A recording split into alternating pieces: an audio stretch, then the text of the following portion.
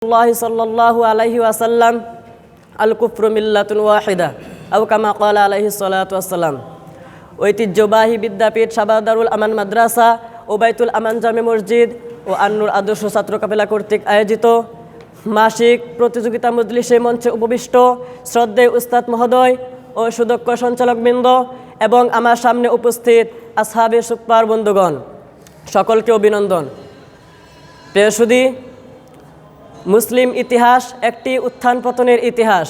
মুসলমান ও উলামায়ে কেরামের উপর নির্যাতন এটি কোনো নতুন বিষয় নয়, বরং যখন থেকেই ইসলামের সোনালী সূর্য উদিত হয়েছে তখন থেকেই কয়েকটি বাতিল ইসলাম ও মুসলমানদেরকে পৃথিবীর বুক থেকে চিরতরে মুছে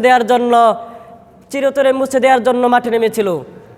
ইসলামপন্থীদের উপর নানা ধরনের নির্যাতন, বিভিন্ন ধরনের অপপ্রচার এবং বিভিন্ন বিষয়ে নিষেধাজ্ঞা সহ সামাজিকভাবে বয়কট করা সহ চতুর্মুখী আগ্রাসন চালনা শুরু করেছিল। বন্ধুগণ, ইসলামের সূচনালগ্ন থেকে মুসলমান ইসলাম ও উলামায়ে কেরামের চিরশত্রু হিসেবে চিহ্নিত হয়েছে নাসারা শক্তি, ইহুদি শক্তি ও মুশরিক শক্তি। যখন ওই পৃথিবীর জমিনে কোনো নির্যাতন ও নিপীড়নের কালো মেঘমালা ভেদ করে ইসলামের সোনালী সূর্য উদিত হয়েছে তখনই এবং মানবতা পেয়েছে প্রকৃত শান্তির স্বাদ, প্রকৃত স্বাধীনতার স্বাদ, তখনই ওই সাম্রাজ্যবাদী কুফরি শক্তি ইসলাম ও মুসলমানদের শান্তির শৃঙ্খলা ভেঙে দিয়েছে।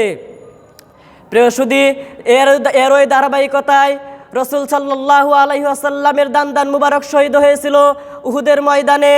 হযরত সুমাইয়া রাদিয়াল্লাহু তাআলা আনহাকে আবু জাহেলের হাতে নির্মমভাবে শহীদ হতে হয়েছিল। হাজার হাজার সাহাবী নিজের বুকের তাজা রক্ত ঢেলে দিয়েছিল জিহাদের ময়দানে। এবং ইমাম আহমদ ইবনে হাম্বল রহমাতুল্লাহ আলাইকে জ্বলন্ত তেলের উপর নিক্ষিপ্ত করা হয়েছিল। ইমামে আজম আবু হানিফা রহমাতুল্লাহ আলাইকে কারাবন্দিত্ব করা হয়েছিল। ভারতবর্ষ প্লাবিত হয়েছিল উলামায়ে কেরামের রক্তে। হাজার হাজার আলেমকে ঝুলতে হয়েছিল ফাঁসির কাস্টে। আগ্রা থেকে লাহোর পর্যন্ত গ্র্যান্ড ট্যাঙ্ক রোডে এমন কোনো গাছ ছিল না যে গাছের মধ্যে উলামায়ে কেরামকে ঝুলিয়ে ফাঁসি দেওয়া হয়নি। সংগ্রামী ভাইয়েরা আমার, বর্তমান বিশ্বের দিকে তাকালে দেখা যায় ইসলাম, মুসলমান ও উলামায়ে কেরামের দিকে নেমে আসছে চতুর্মুখী সাম্রাজ্যবাদী আগ্রাসন। সমস্ত কুফরি শক্তি আল কুফরু মিল্লাতুন ওয়াহিদাতুনের বাস্তব রূপ ধারণ করে একতাবদ্ধ হয়ে মুসলমান ও বিশেষ করে উলামায়ে কেরামদেরকে নিশ্চিহ্ন করে দেওয়ার জন্য পরিকল্পনা তারা চালাচ্ছে।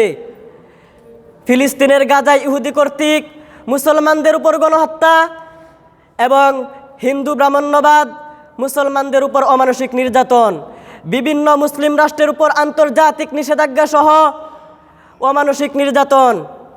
প্রিয় সুধী, বর্তমানে সাম্রাজ্যবাদী শক্তিগুলো পৃথিবীর বুকের ছোট ছোট মুসলিম রাষ্ট্রগুলোকে দখল করে নেওয়ার পরিকল্পনা তারা চালাচ্ছে, কিন্তু তা বাস্তবায়িত করার ক্ষেত্রে একমাত্র বাধা প্রদান হচ্ছে উলামায়ে কেরাম। তাই তো তারা বিভিন্ন পত্রপত্রিকা, রেডিও, টেলিভিশন এবং আন্তর্জাতিক সংবাদপত্রের মাধ্যমে তাদেরকে বিকৃত করে প্রকাশ করে জনবিচ্ছিন্ন করে আন্তর্জাতিক ষড়যন্ত্রে মেতে উঠেছে। প্রিয় সুধী, বর্তমান ইতিহাসের দিকে তাকালে দেখা যায় মুসলিম জাতি ও উলামায়ে কেরাম যতদিন পর্যন্ত ঐক্যের বাঁধনে আবদ্ধ ছিলেন ততদিন পর্যন্ত তাদের বিরুদ্ধে কোনো বাতিল সাম্রাজ্যবাদী কুফরি শক্তি চোখ তুলে তাকাতে সাহস পায়নি।